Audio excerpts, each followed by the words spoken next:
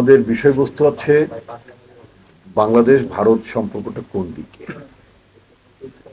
এটা মানে বর্তমানে কোন দিকে আছে, অতীতে কোন দিকে ছিল, অথবা ভবিষ্যতে কোন দিকে যাওয়া উচিত, সামগ্রিকভাবে একটা চমৎকার বিষয়বস্তু বলে আমার কাছে মনে হয়েছে, এবং আমি খুব আগ্রহ নিয়েই আপনাদের এখানে কথা বলতে এসেছি। ধন্যবাদ এখন পর্যন্ত যারা আমার বক্তব্য শোনার জন্য অপেক্ষা করছেন তাদেরকে। দেখুন, বাংলাদেশ এবং ভারতের সম্পর্কটা কোন দিকে আছে এটা বোঝার জন্য ভারত সরকারের যে দ্বিতীয় প্রধান ব্যক্তি মানে সরকারের মিস্টার অমিত শাহ, তাদের স্বরাষ্ট্রমন্ত্রী, তার বক্তব্যটা যদি আপনি চিন্তা করেন, তিনি আমাদেরকে কোন নজরে দেখেন বাংলাদেশের মানুষকে, এটা যদি আপনারা খেয়াল করেন তাহলে আপনি মোটামুটি ভারত বাংলাদেশ সম্পর্কটা কোন দিকে আছে এটা এটা বুঝতে পারবেন। আমাদেরকে তারা কিভাবে দেখছেন। এটা অত্যন্ত দুঃখের বিষয় যে আমাদের বিগত সরকারগুলো এইভাবে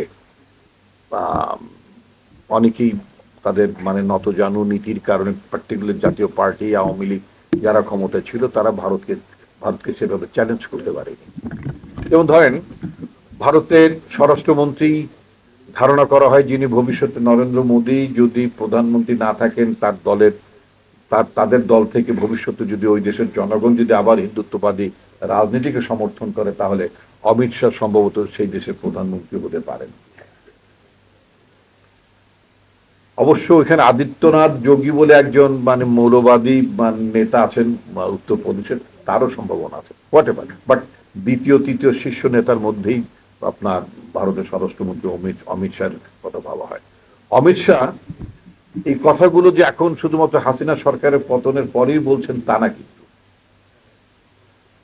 গত 10 বছর ধরে তিনি কয়েকটি কথা বলেছেন অত্যন্ত অসম্মানজনক বাংলাদেশিদের জন্য। তিনি একবার বলেছেন বাংলাদেশিদেরকে যারা ভারতে আছে, তার ধারণা যাদেরকে তিনি বাংলাদেশি মনে করেন, তাদেরকে বঙ্গোপসাগরে চুবিয়ে মারবেন। এরপরে বললেন যে বাংলাদেশি যারা ভারতে আছে এরা হচ্ছে উইপোকার মতো। উইপোকা কি করে, মানে ভেতরে ভেতরে সব খেয়ে ফেলে। থার্ড টাইম তিনি বললেন যে বাংলাদেশিদেরকে তিনি উল্টো করে ঝুলিয়ে পেটাবেন, মানে ঝুলিয়ে মারবেন। কেন ইমাজিন, আপনাকে চিন্তা করতে পারেন আমরা এখানে যারা বাংলাদেশি আছি, আমাদেরকে উদ্দেশ্য করে যদি কেউ বলে যে আমরা উইপোকা, কেউ যদি বলে যে আমাদের বঙ্গোপসাগরে চুবিয়ে মারা হবে, অথবা বাংলাদেশিদেরকে ঝুলিয়ে পেটানো হবে, উল্টো করে ঝুলাতে হবে।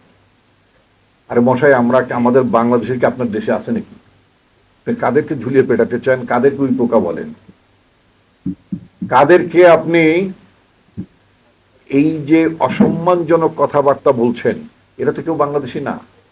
সমস্যাটা হচ্ছে যে পশ্চিমবঙ্গে ওখানে তৃণমূল কংগ্রেস বলে একটা সরকার আছে, যে সরকার নেতৃত্ব দিচ্ছেন মমতা ব্যানার্জি, এবং পশ্চিমবঙ্গে অনেক বাঙালি আছে, সাধারণ খুবই স্বাভাবিক।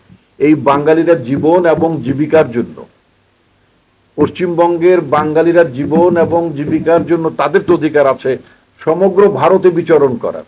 সেটা মহারাষ্ট্র তারা যেতে পারেন, দিল্লিতে যেতে পারেন, কর্ণাটকে যেতে পারেন, ঝাড়খণ্ডে যেতে পারেন, সমস্ত জায়গায় যেতে পারেন। আমাদের ফরিদপুর, বরিশাল, নোয়াখালীর যারা আছে বা আমরা যারা আছি, আমরা কি একজন আরেকটু অপর জেলাতে যে আমরা কি আমাদের জীবিকার সন্ধান করতে পারি না? আমরা বসবাস করতে পারি না? পারি তো আমরা। তো তাহলে পশ্চিমবঙ্গের বাঙালিরা তাই করছেন। এখন মমতা ব্যানার্জি কেন পশ্চিমবঙ্গে বিজেপিকে চ্যালেঞ্জ করছে, নরেন্দ্র মোদীকে চ্যালেঞ্জ করছে? ওখানে হিন্দুত্ববাদী রাজনীতি পশ্চিমবঙ্গে আপনার ওখানে মানে পিছিয়ে পড়েছে, সেইটাকে দমন করার জন্য তিনি ওই পশ্চিমবঙ্গের বাঙালিদেরকে বাংলাদেশি সাজিয়ে, বাংলাদেশি আখ্যায়িত করে তিনি এই কথাগুলো বলেছেন। কিন্তু অত্যন্ত দুঃখের বিষয় হচ্ছে যে আমাদের বাংলাদেশে যারা শাসন ক্ষমতায় ছিলেন, আমি যদি বলি যে আপনার মানে পার্টিকুলার শেখ হাসিনার যে 15 বছরে, কারণ এই অমিত শাহ গত 10 বছর যাবতীয় সমস্ত বাজে অসম্মানজনক মন্তব্য করছেন। আমাদের তৎকালীন সরকার, অবৈধ সরকার, অনির্বাচিত সরকার, ভারতের মদদে আশ্রয় প্রশ্রয় যে সরকারটি বাংলাদেশের ক্ষমতায় ছিল গত 5ই আগস্ট পর্যন্ত, গত বছরে, তারা এটার প্রতিবাদ করতো না। কেন তারা প্রতিবাদ করতো না? তারা তো নিজেরাই বলেছে যে দিল্লি আছে তো আমরা আছি। আমরা আছি তো দিল্লি আছে, তো দিল্লি আছে তারা আছে কিভাবে? অর্থাৎ দিল্লি তাদের সরকারকে টিকিয়ে রেখেছে। কেন দিল্লি তাদের সরকারকে টিকিয়ে রেখেছিল? কারণ এবং শেখ হাসিনা সেটার উত্তর নিজেই দিয়েছেন যে এত দিয়েছি দিল্লিকে, এত দিয়েছি যে সারা জীবন দিল্লি অর্থাৎ ভারত আমাদের কথা মনে রাখবে।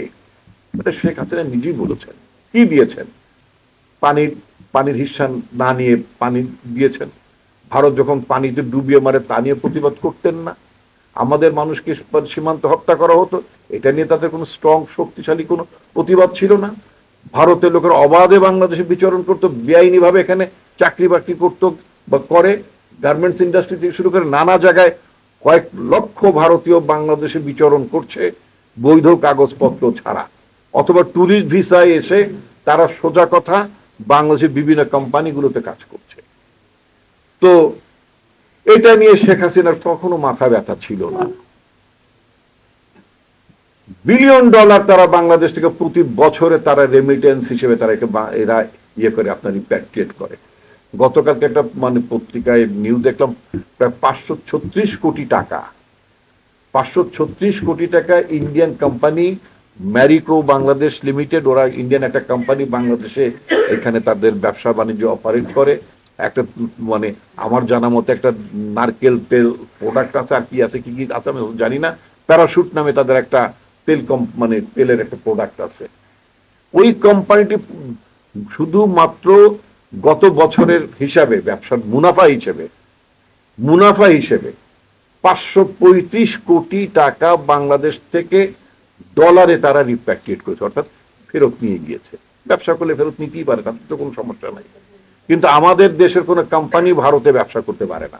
নানান ধরনের আপনার ডিউটির নামে নানান ধরনের ঝামেলা পাকিয়ে আমাদের কোম্পানিগুলোকে সেখানে বিজনেস অপারেট করতে দেয় না তারা। আমাদের এখানে একবার বাংলাদেশ থেকে আপনার ব্যাটারি যেত, ব্যাটারিটাকে কিভাবে আপনার মানে আমদানিটা বন্ধ করা যায় সেটার ব্যবস্থা করে। যেমন ট্রাম্প বলেছে, যেমন চীনের প্রোডাক্টের প্রতি 100% ডিউটি বাড়িয়ে দেবে বা 60% ডিউটি বাড়িয়ে দেবে। সেই ডিউটি বাড়িয়ে দিলে তো পণ্যের দামটা বেড়ে যাবে, তো পণ্যের দামটা বেড়ে গেলে ন্যাচারালি ওখানকার লোকেরা ওই পণ্যটা কিনবে না। এটি তো স্বাভাবিক। এটা হলো সেই কোনো দেশের যদি আপনি তার প্রোডাক্টকে যদি বন্ধ করতে চান, তাহলে ওই প্রোডাক্টের উপরে আপনাকে শুল্ক বাড়িয়ে দেওয়ার একটা ইন্টারন্যাশনালি একটা প্রভিশন আছে। তো ভারত সব সময় বাংলাদেশি প্রোডাক্টের উপর এইভাবে আপনার শুল্ক বাড়িয়ে দেয়, যাতে বাংলাদেশি প্রোডাক্টগুলো ভারতে না, ওখানকার মার্কেটে কনজিউম করতে না পারে, ব্যবহার করতে না পারে, কিনতে আগ্রহী না হয়। অপরপক্ষে বাংলাদেশের মানে সরকার তারা কি করে, ভারতের মালগুলো যাতে ভালো করে চলে ডিউটি কমিয়ে দেয়, যাতে আমার লোকাল কোম্পানি কম্পিটিশন করে ওদের সাথে টিকতে না পারে। একটা অগণতান্ত্রিক সরকার, একটা অবৈধ সরকার এবং অদেশপ্রেমিক সরকার ছিল শেখ হাসিনা সরকার। সেজন্য তারা ভারতকে বাংলাদেশকে লুণ্ঠন করার একটা অবাধ ক্ষেত্র তারা তৈরি করে দিয়েছিল। এটা আমরা সবাই জানি। তো গত 5ই আগস্টে এই যে শেখ হাসিনার অগণতান্ত্রিক শাসনের বিরুদ্ধে, তার অপশাসনের বিরুদ্ধে, তার খুনের রাজত্ব, তার গুমের রাজত্ব তিনি যেভাবে প্রতিষ্ঠা করেছিলেন, শুধু এইটাইকেই বাংলাদেশের জনগণ চ্যালেঞ্জ করেনি। বাংলাদেশের জনগণ জানতো যে শেখ হাসিনা যে যে অপকর্মগুলো করছে, মানুষ হত্যা করছে, খুন গুমের রাজত্ব প্রতিষ্ঠা করেছে, গণতন্ত্রের নামে দিনের ভোট রাতে করে নিত, নির্বাচনের ব্যবস্থাটাকে ভেঙে দিত, কোনো কিছু তোয়াক্কা করতো না, এই দেশের হাজার হাজার কোটি টাকা বিদেশে পাচার করে দিত, তার পরিবারের লোকেরা সম্পদ পাচার করে দিত। কোন ভরসায়? কারণ তারা জানতো যে তাদের পেছনে দিল্লি আছে, তাদের পেছনে মোদি আছে, সুতরাং তারা যা ইচ্ছা তাই করতে পারে। সেজন্য বাংলাদেশের জনগণ 5ই আগস্টে শুধুমাত্র শেখ হাসিনাকে উৎখাত করেনি, এখানকার দিল্লির যে এইখানকার প্রভুত্ব, দিল্লির যে প্রভাব, যে দিল্লির প্রভাবের কারণে বাংলাদেশিদের ওপর যেভাবে শেখ হাসিনা জুলুম করত, একইভাবে শেখ হাসিনার সাথে দিল্লির প্রভাবকে বাংলাদেশের মানুষ চ্যালেঞ্জ ছুড়ে দিয়েছিল। শেখ যদি বলছে দিল্লি আছে তো শেখ হাসিনা আছে, তো শেখ হাসিনা নাই মানে দিল্লিও নাই, শেখ হাসিনা নাই মানে দিল্লিও নাই। সুতরাং শেখ হাসিনাকে বিতাড়িত করার মধ্য দিয়ে যে দিল্লির যে আধিপত্য বাংলাদেশে যেটা ছিল, সেই দিল্লির আধিপত্যকেও বাংলাদেশের জনগণ চ্যালেঞ্জ ছুড়ে দিয়েছে, বলেছে দিল্লির আধিপত্য আমরা মানি না। এটা বাংলাদেশের গণঅভ্যুত্থানের একটা অন্যতম স্পিরিট। এটা শুধুই মাত্র শেখ হাসিনার বিরুদ্ধে শুধু নো নয়, এটা দিল্লির বিরুদ্ধে নো, অর্থাৎ না, তোমার প্রভুত্ব আমরা মানি না। এখন কথা হচ্ছে গতকালকে ভারতে বসে শেখ হাসিনা নাকি কর্মসূচি দিয়েছেন। কত বড় নির্লজ্জ বেহায়া হলে তার চেলা চামুন্ডা পর্যন্ত, গ্রাম পর্যায়ে পর্যন্ত তার কোনো চেলা চামুন্ডা নাই, সব আত্মগোপন করেছে। এরকম আন্ডারগ্রাউন্ড পার্টি, এরকম আত্মগোপন করা পার্টি দিয়ে হরতাল করা যায়? এরকম আত্মগোপন করা পার্টি, পালিয়ে যাওয়া পার্টি, ক্যান ইউ ইমাজিন? 800 বছরের ইতিহাসে একবার রাজা লক্ষণ সেন, একবার মানে তখন এই বাংলাদেশের নাম তো অনেক ধরনের নাম ছিল, পূর্ব বাংলা ছিল, বঙ্গ ছিল, নানান নাম ছিল।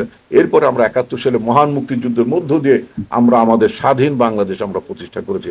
আমাদের দেশের নাম বাংলাদেশ। আমরা এই আমাদের মুক্তিযুদ্ধ, আমাদের স্বাধীনতা সংগ্রাম, আমাদের জাতীয় সঙ্গীত, আমাদের জাতীয় পতাকা, আমাদের ত্যাগ, সমস্ত কিছুকে আমরা সম্মান জানাই, আমরা গর্ব করি এটা নিয়ে কোনো তাল বাহানা চলবে না। স্ট্রেট আমরা সবার উদ্দেশ্যে বলতে চাই, তাদের উদ্দেশ্যে বলতে চাই, আমাদের নেতা জিয়াউর রহমান মুক্তিযুদ্ধের আগে 6 মাস পরে কোনো প্রোক্লামেশন দেন নাই। মুক্তিযুদ্ধের আগেই ঘোষণা দিয়েছিলেন যে I major Zia declaring independence of Bangladesh. এই মুক্তিযুদ্ধের সাথে জিয়াউর রহমানের নাম জড়িত, এই মুক্তিযুদ্ধের সাথে জিয়াউর রহমানের স্বাধীনতার ঘোষণা জড়িত। এই মুক্তিযুদ্ধে আমরা তার ভাষণে, তার আহ্বানে আমরা উদ্বেলিত হয়ে বাংলাদেশের জনগণ মুক্তিযুদ্ধে অংশগ্রহণ করেছে। সুতরাং সেই ইতিহাস উঠে দেওয়ার কোন চক্রান্ত, সে আমাদের সে অহংকারের যে ভূমিকা, আমাদের সে অহংকারকে আমরা দুনিঃস্বার্থ হতে দেব না। সুতরাং যারা বাংলাদেশের অস্তিত্ব যারা স্বীকার করে না, বাংলাদেশের মুক্তিযুদ্ধকে যারা অসম্মান করে, বাংলাদেশে 30 লক্ষ মানুষের আত্মত্যাগকে যারা অসম্মান করে, আমাদের মহান মুক্তিযুদ্ধকে যারা খাটো করে দেখতে চায়, তাদেরকে বাংলাদেশের মানুষ নিঃসন্দেহে প্রত্যাখ্যান করবে, সবসময় প্রত্যাখ্যান করেছে। সরকারের একজন ছোটখাটো উপদেষ্টা আছেন, তিনি বোধহয় মন্ত্রীর পর্যায়ে কিনা বা কি আমি ঠিক জানি না, মাহফুজ আলম বোধহয় নাম নাকি? আচ্ছা, যাই হোক, তার বক্তব্যটি গতকালকে তিনি বলেছেন, তার বক্তব্যের স্পিরিটের সাথে আমি একমত।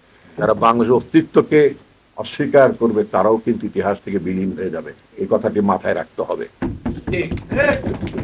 তো আমাদের বক্তব্য হচ্ছে যে আজকে ভারত, আমি আবার আমার প্রসঙ্গে যেতে চাই, আমি এতক্ষণ প্রসঙ্গই ছিলাম নিঃসন্দেহে, সেটা হচ্ছে যে বাংলাদেশ ভারতের সম্পর্ক কোন দিকে যাবে।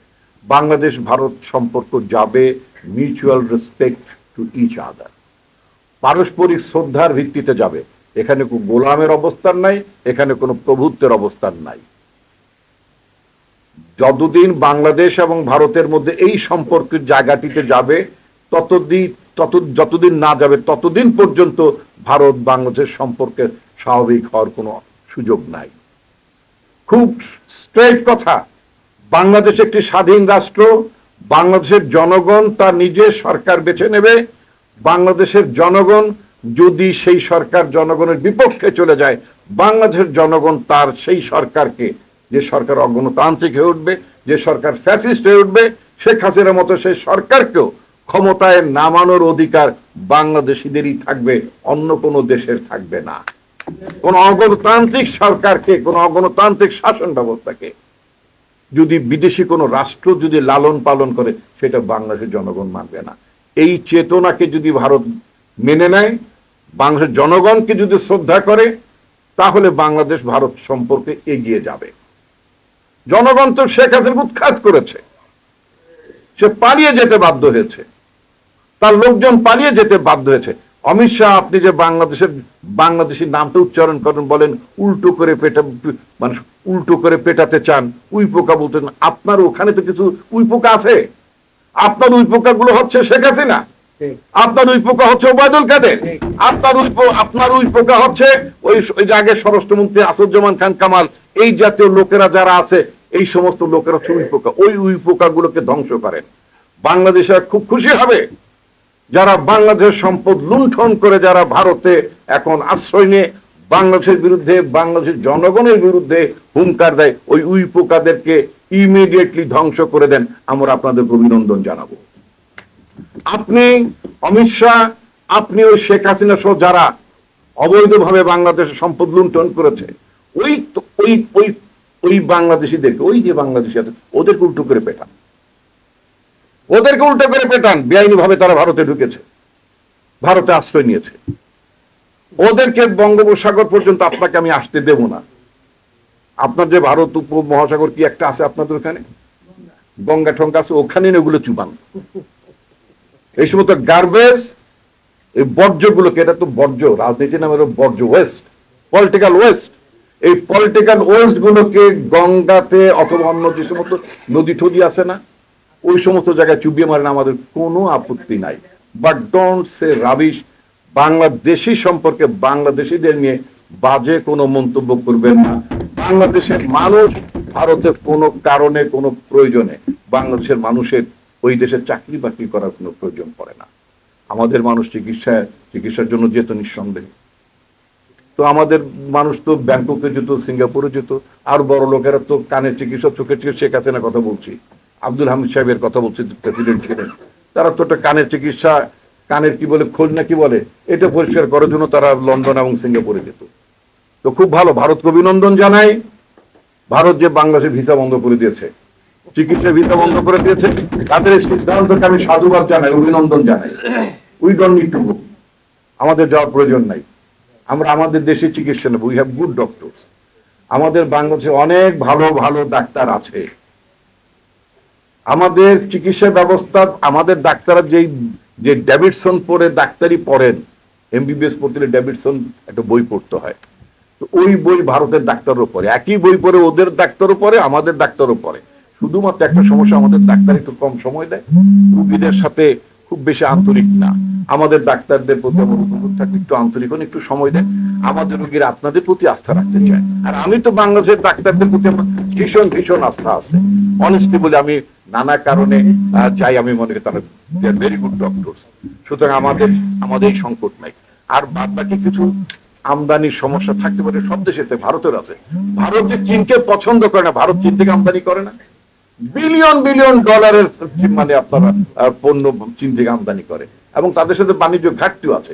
চীনকে একেবারে অপছন্দ করে মার্কিন যুক্তরাষ্ট্র, বিলিয়ন বিলিয়ন ডলারের পণ্য আমদানি করে চীন থেকে তারা। সুতরাং পৃথিবীর ব্যবস্থাপনায় আপনি এক দেশ থেকে আরেক দেশের জিনিস আনবেন, আমদানি করবেন, সেটা তো আপনার নিজের স্বার্থেই করবেন। আমরা তো আমাদের আমদানি নির্ভরতা আমরা কমাতে চাই, আমরা তো নিজেরা স্বাধীনভাবে থাকতে চাই। একসময় আমাদের গরু আসতো চোরাই পথে, এখন বন্ধ করেছেন, এর জন্য ধন্যবাদ জানাই। গরু চোরা চালানি করে আপনাদের লোকেরা এই দেশে বাংলাদেশে পাঠাতো, এটা আপনারা বন্ধ করেছেন, সেজন্য আপনাদের অভিনন্দন জানাই। আমরা এখন গরুতে স্বয়ং সম্পূর্ণ হয়ে গিয়েছি। আমরা ভবিষ্যতে পেঁয়াজে এবং অন্যান্য সমস্ত কিছুতে ইনশাল্লাহ আমরা স্বয়ং সম্পূর্ণ হওয়ার চেষ্টা করব। এই যে স্বয়ং সম্পূর্ণ হওয়ার চেষ্টা করার যে তাগিদ, স্বয়ং সম্পূর্ণ হওয়ার যে তাগিদ, সেই তাগিদটা একটা দেশ, সেই তাগিদটা বোধ করার জন্য, মানুষের মধ্যে সেই দেশপ্রেম জাগানোর জন্য দরকার দেশপ্রেমিক সরকার। যে দেশপ্রেমিক সরকার মানুষকে উদ্বুদ্ধ করবে, অধিক পরিমাণে পেঁয়াজ ফলাও, অধিক পরিমাণে ডাল ফলাও, অধিক পরিমাণে মশলা ফলাও, যা যা আমাদের আমদানি করতে সেগুলো তোমরা ফলাও। আমাদের দেশে ফলাচ্ছে, কৃষকরা ফলাচ্ছে, যত বেশি আমরা ফলাতে পারবো ইনশাল্লাহ আস্তে আস্তে আমাদের আমদানি নির্ভরতা কমে যাবে আমাদের। এটি তো স্বাভাবিক। সেজন্য দেশপ্রেমিক সরকার লাগবে, সেজন্য নির্বাচিত সরকার লাগবে, যে নির্বাচিত সরকার জনগণকে এইভাবে গাইড করবে, উদ্যোক্তাদের গাইড করবে, ব্যবসায়ীদেরকে গাইড করবে। একটা চমৎকার ব্যবসা বান্ধব সরকার থাকবে, শিল্প বান্ধব সরকার থাকবে, আপনার মানুষের কর্মসংস্থানের ব্যবস্থা করা হবে। যে কথাগুলো বলছে সাধারণত রাজনৈতিক সভাগুলোতে বা রাজনৈতিক নেতা এই কথাগুলো বলেন না।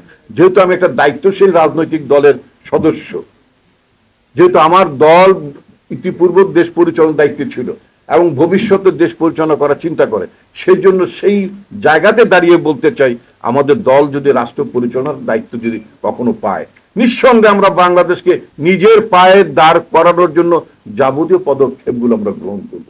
তো যাই হোক, আপনারা অনেকক্ষণ ধরে আমার বক্তব্য শুনছিলেন। আমি আমার বক্তব্য মানে দীর্ঘায়িত করতে চাই না, যে কথাটি শুধুমাত্র শেষ পর্যন্ত একটি কথা আমরা বলবো, সেটা হচ্ছে বাংলাদেশকে আন্ডারমাইন করা যাবে না। দ্বিতীয়ত আরেকটি কথা তত্ত্বাবধায়ক সরকারের উদ্দেশ্যে বলতে চাই, এদেশের মানুষ জানে যে ভারতের সাথে বাংলাদেশের গোপন চুক্তি ছিল, এদেশের মানুষ জানে ভারতের সাথে অসংখ্য অসম চুক্তি আছে।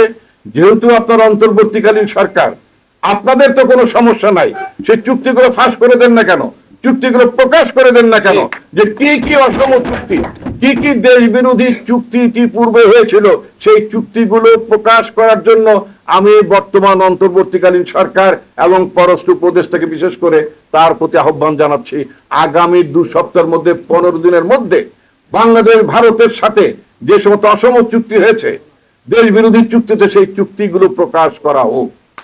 ধন্যবাদ আপনাদেরকে। আসসালামু আলাইকুম।